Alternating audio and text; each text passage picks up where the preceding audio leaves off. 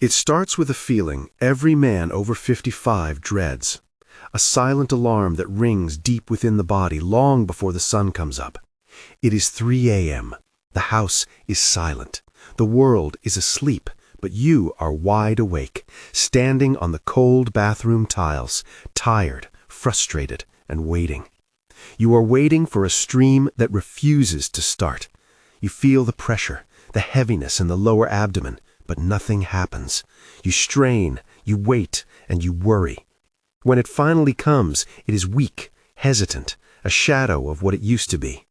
And when you finally crawl back into bed, you lie there knowing that in 2 hours you will have to do it all over again. For years, the mainstream narrative has told you that this is just aging. They tell you it is the inevitable tax of being a man who has lived a long life. They tell you to accept the decline, to buy the pads, to schedule the surgery. That is a lie. This is not just about getting older.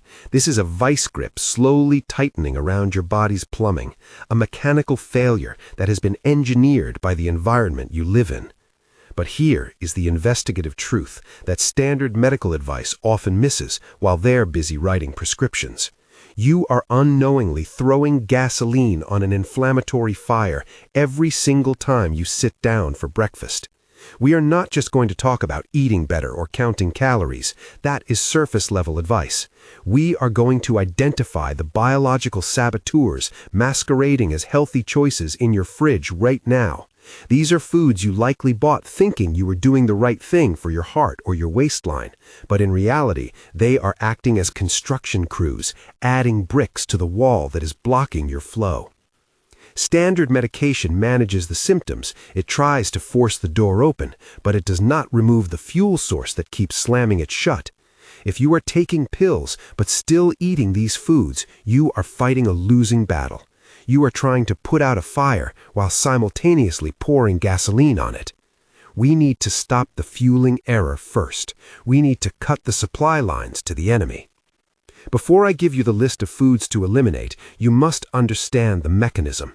If you stop eating these foods but don't understand why your body is under attack, the inflammation will return in weeks. We have to look at this like systems engineering. Your body is a machine, and right now the control panel is flashing red. Think of your prostate like a construction site. In a healthy state, the workers are there for maintenance. They repair a crack here, replace a tile there. It is quiet, efficient work. But right now, your prostate cells are receiving a broken signal. It's a traffic control error. The traffic lights are stuck on green, telling the cells to multiply, grow, and expand endlessly. The foreman is shouting, "Build, build, build." The cells think they are under construction for a skyscraper, but there is no building to build, so they just squeeze inward, crushing the urethra and cutting off your flow. The villains here are insulin-like growth factor and estrogen dominance. These are the architects of the enlargement. They are the ones holding the blueprints and shouting into the megaphone. IGF-1 is a hormone that makes things grow. When you were a teenager, IGF-1 was your best friend. It turned you from a boy into a man. But now, you are done growing. You do not need more tissue mass. When IGF-1 stays high in a man over 50, it doesn't make you taller. It makes your prostate bigger. Then there is estrogen. You might think of this as a female hormone, but men produce it too. The problem is the ratio. As we age, our testosterone drops, but our estrogen often stays the same or rises. This creates estrogen dominance. Estrogen is a proliferation signal. It tells cells to divide. I cannot simply give you the list of foods yet. You need to understand that the foods we are about to expose are the delivery systems for these architects. They are the trucks driving into the construction site loaded with bricks and cement. If we cut the fuel line, the signal stops. If we don't, the construction continues forever. We are going to dismantle this construction site, brick by brick. Let's start with the most innocent habit in your kitchen. The glass of milk, the slice of cheese, the yogurt. We have been trained since grade school to think calcium means strong bones and that milk is the elixir of life. But in the context of a man over 55 dealing with prostate restriction, commercial dairy is an IGF-1 delivery system. Think about it biologically. Step back and look at nature. Milk is designed by nature for one specific purpose: to turn a 100-pound calf into a 1,000-pound cow as rapidly as possible. It is growth fluid. It is packed with hormones, steroids, and growth factors specifically engineered to trigger massive cellular expansion. When you drink this as a fully grown adult man, you are flooding your system with signals that tell every tissue in your body to expand. Your prostate, unfortunately, is one of the most sensitive organs to this signal. It listens to the milk. And here's the investigative twist that catches almost everyone off guard. Skim milk is often the worst offender. You might think you are being heart-healthy by removing the fat. You see the 0% fat label and think you are making a wise choice. But here's the chemistry. When you remove the fat, you are left with a concentrated solution of lactose, which is milk sugar, and protein. Without the fat to slow down digestion, that lactose hits your bloodstream like a rocket. It spikes your insulin instantly. High insulin is a problem, but high insulin combined with high IGF-1 from the milk protein is a double punch to the prostate. It creates a perfect storm for rapid cell multiplication. You are essentially injecting growth serum directly into your blood. Furthermore, dairy contains casein, which breaks down into casomorphins, mild opiates that keep you addicted to the very food that is hurting you. I want to know right now, how many of you switched to skim milk or low-fat dairy thinking it was the heart-healthy choice? Have you been drinking this growth fluid every morning unaware of the signal it sends? Tell me in the comments if you've been misled by this label. We need to break this conditioning. Let me tell you about Arthur to illustrate this perfectly. Arthur is a 62-year-old engineer, a man who pays attention to details. He is the type of man who reads the manual before operating the machine.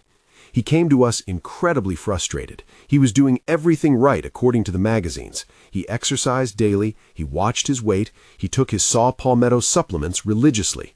Yet his reality was a nightmare. His nightly wake-ups went from 2 times a night to 4. He was exhausted, brain-fogged, and anxious. He felt like his body was betraying him despite his hard work.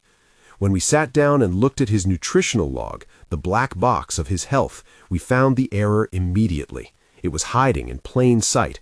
Every morning, after his brisk walk, Arthur drank a health shake. It was a premium whey protein powder mixed with non-fat milk. He thought he was feeding his muscles for longevity. Arthur wasn't just feeding his muscles, he was literally fertilizing the prostate tissue he was trying to shrink. He was pouring concentrated growth fluid onto the fire. The supplements he was taking were trying to reduce inflammation, trying to calm the storm, but his diet was screaming grow. It was a tug of war, and the milk was winning. We made a simple, systems-level change. We didn't add more pills. We simply cut the dairy and switched him to a plant-based lipid source, which I will show you in a moment.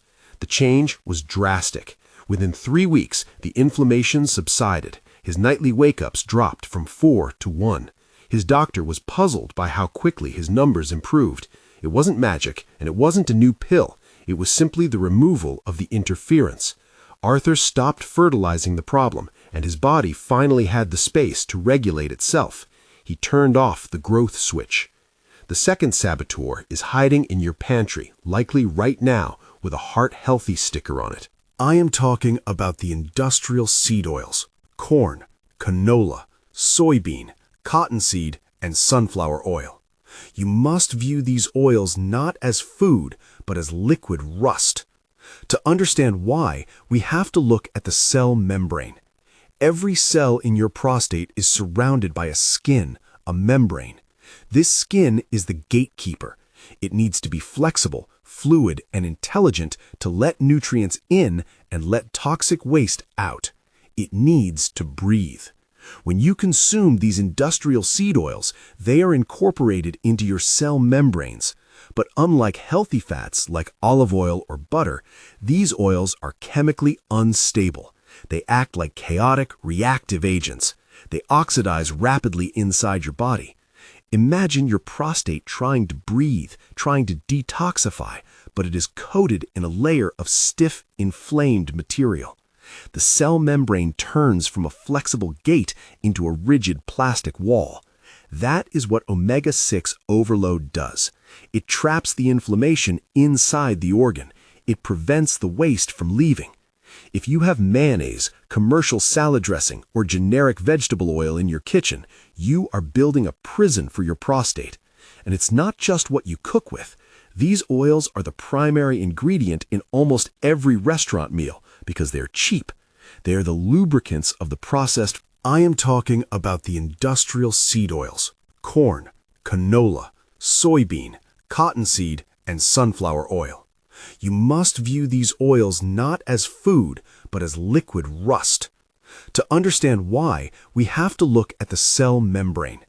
Every cell in your prostate is surrounded by a skin, a membrane. This skin is the gatekeeper. It needs to be flexible, fluid, and intelligent to let nutrients in and let toxic waste out. It needs to breathe. When you consume these industrial seed oils, they are incorporated into your cell membranes. But unlike healthy fats like olive oil or butter, these oils are chemically unstable. They act like chaotic, reactive agents. They oxidize rapidly inside your body. Imagine your prostate trying to breathe, trying to detoxify, but it is coated in a layer of stiff, inflamed material. The cell membrane turns from a flexible gate into a rigid plastic wall. That is what omega-6 overload does. It traps the inflammation inside the organ. It prevents the waste from leaving. If you have mayonnaise, commercial salad dressing, or generic vegetable oil in your kitchen, you are building a prison for your prostate. And it's not just what you cook with. These oils are the primary ingredient in almost every restaurant meal because they're cheap. They are the lubricants of the processed food industry, but they are the sand in the gears of your biology. They trigger a systemic alarm called chronic low-grade inflammation, which makes the prostate swell just like a sprained ankle. Now we must address the hormonal shift. As we discussed, the vice grip is often driven by the ratio of testosterone to estrogen. We need to stop feeding the estrogen side of the scale. The hidden enemies here are unfermented soy and commercial breads. There's a massive confusion about soy. You hear that Asian cultures eat soy and have low prostate issues. This is true, but they eat fermented soy, such as miso, tempeh, and natto. Fermentation changes the chemistry. In the West, we eat soy protein isolate.